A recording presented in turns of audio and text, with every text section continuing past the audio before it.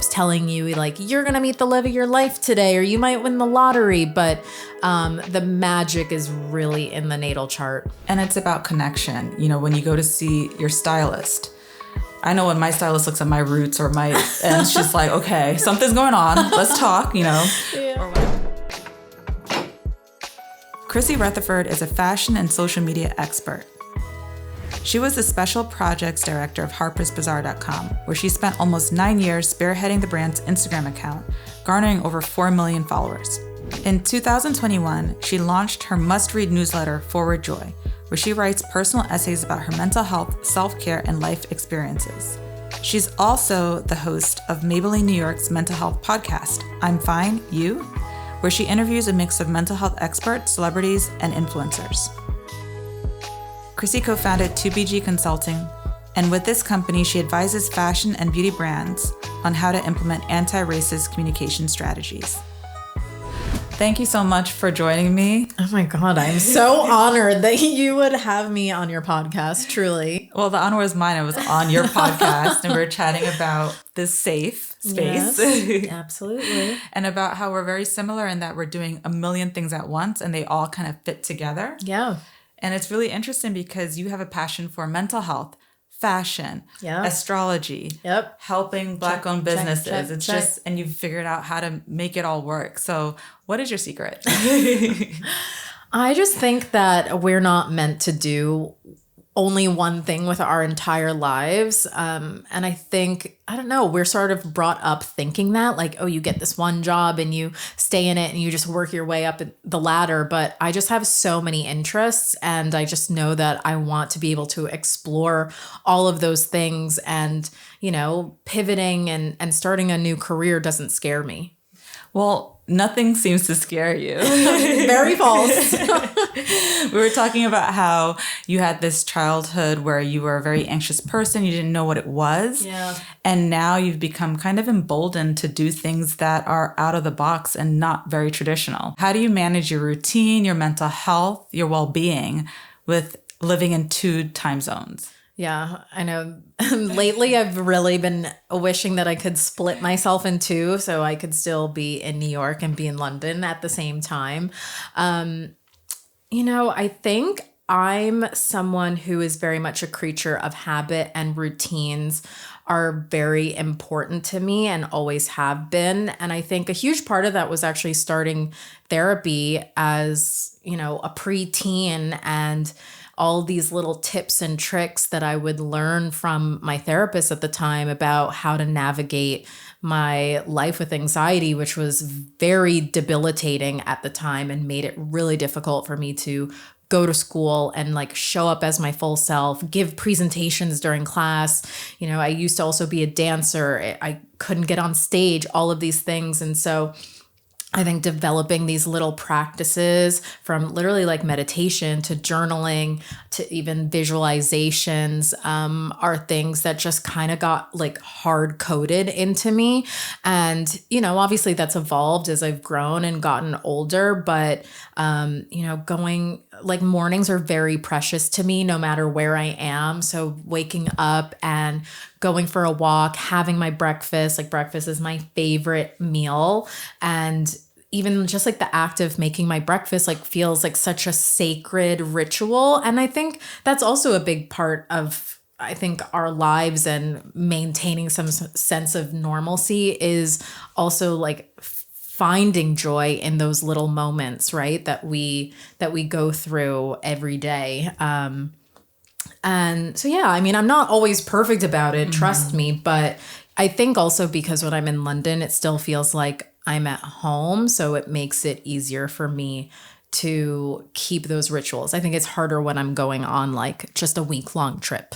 What you said about being the child of immigrants and, you know, talking about your childhood and being a bit overcommitted, being in a bunch of different activities, having parents who were loving and attentive, but also feeling a sense of stress and pressure.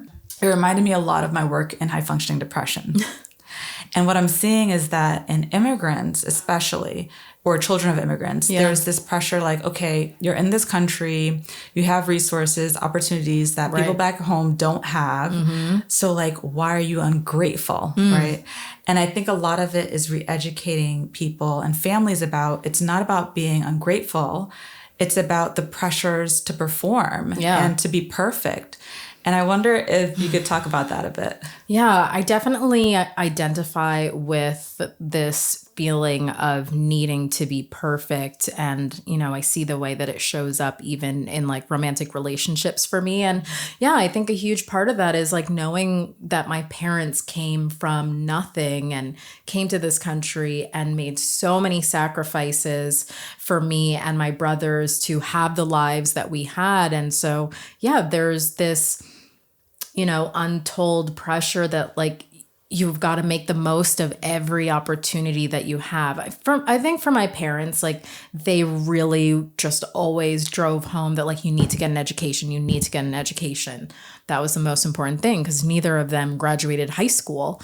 And not so much that they wanted me to be in a million different areas. I think my parents have actually always been really supportive in like wanting me to do the things that make me happy. But of course, like, yeah, they wanted me to be active and to be good at whatever it is I chose to do. And the bravery that it takes to do something that is not traditional, right? Right. A lot of children of immigrants are told, okay, get a stable job, Yep. get a house, get a family, and you're set, right? So it's even more challenging to follow careers where those things are not necessarily guaranteed, right? Where you may or may not have to be an entrepreneur, where you're not doing something that, is respected in your community per se. So how do millennials, similar to yourself, how do they break away from the grain? How do they trust their gut and follow their passions? Oh, I think that's such a great question. And like, again, I'm going to bring it back to my parents because I think I was very lucky in that my parents really were able to listen to the things that I was naturally passionate about. And same thing for my brothers. One of my brothers is a pilot and he's been obsessed with airplanes since he was a child. So no one thought it was strange when, you know, he graduated from high school and went straight into pilot school, you know, and that's definitely not a traditional route by any means, but it was just, you couldn't deny that this was what he was meant to do with my life. And I think in a similar fashion, my parents and especially my dad could see how much I loved magazines and loved fashion. And my dad is also really into clothes, surprisingly, not my mom.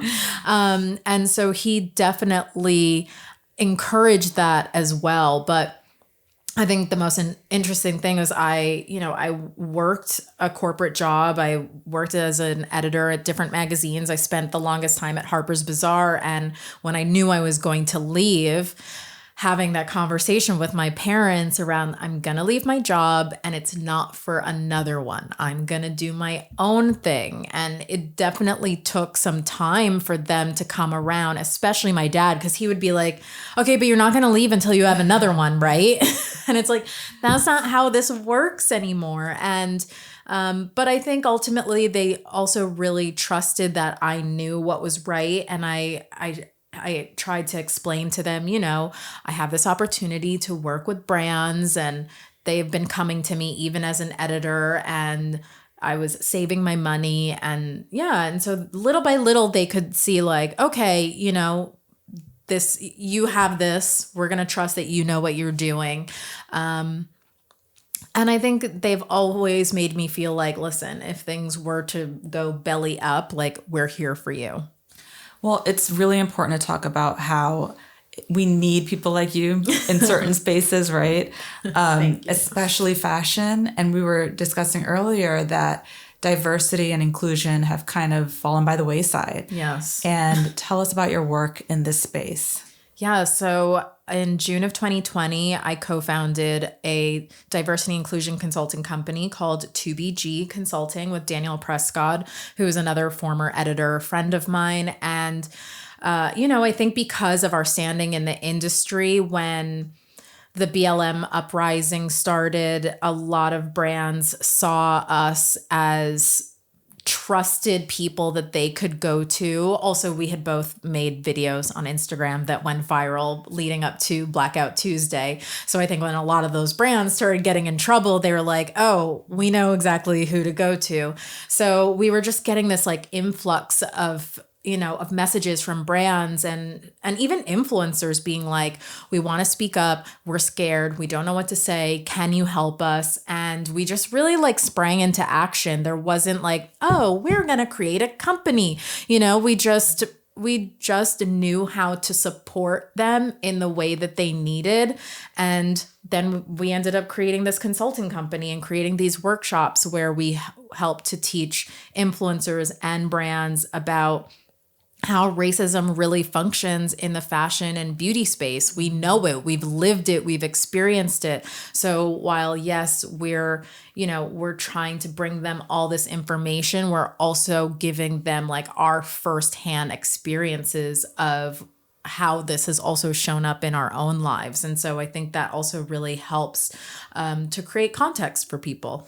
Not having products that reflect you, that validate who you are as a person, as an individual, in a culture, that does impact your mental health. Absolutely. And your self-worth. I know. And I don't think enough people realize actually how, microaggressions and even worse, like really impacts us. It's stressful. Even when you put fashion and diversity in the same sentence, or fashion and mental health, you get a lot of pushback. We were talking about that earlier. It's fraught. And it's well studied. There's something called color theory, where what you wear can change your mood or affect your mood or impact your motivation. And so we're learning about these new areas, and we're validating the importance of looking at mental health in creative ways. Yeah. We were talking about astrology earlier, and your passion of mental health plus astrology, and possible pursuits in that area. Yes. So tell us about that. I've just always been really interested in astrology. I'm a Pisces, and Pisces also tend to be very invested in occult studies. And I remember like as a kid when I would get like my monthly 17 or like a YM magazine, like I would literally go to the back page first to read my monthly horoscope.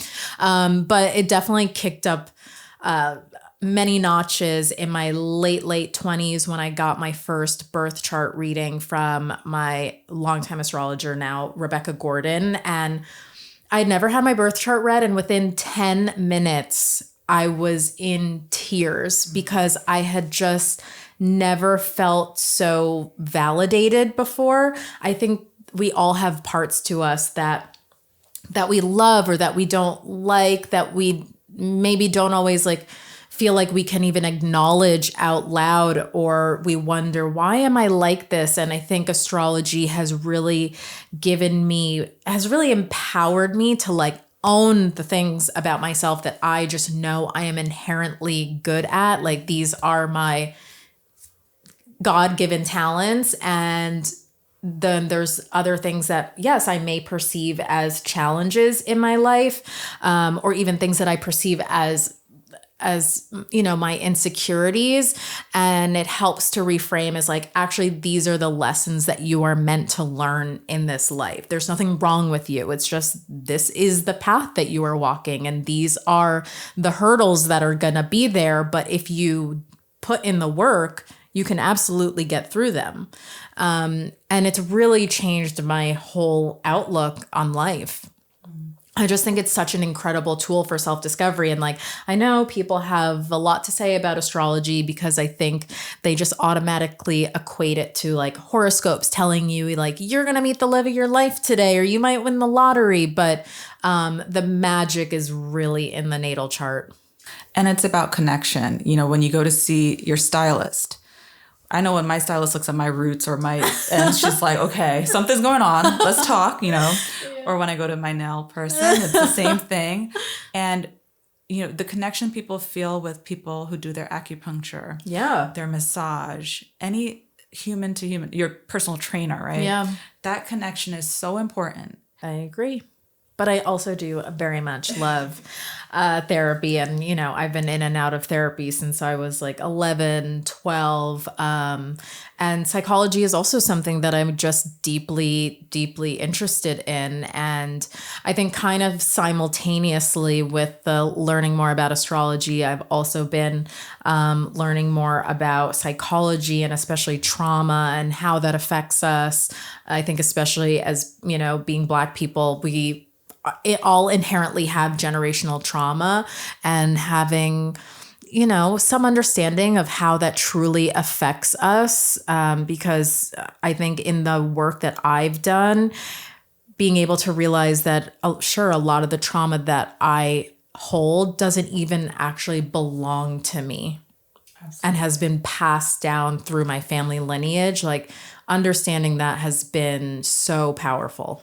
Yeah, definitely, especially with this whole wave of gentle parenting and understanding how marginalized societies treat their children in a more rough way because they're trying to protect them. Yep. And if your kid acted out, maybe something bad would happen to them. Yep. So using more empathy in the approach while acknowledging the trauma that people before you experienced and not taking that away, not saying, oh, that didn't happen, right. But it happened, and I parent this way, I behave this way because it happened. Absolutely. Right? So breaking that cycle. Yeah. I have this lab and we are studying high functioning depression. So I initially was doing all of these studies, and still I'm doing studies to develop new treatments, medications, therapies as a psychiatrist.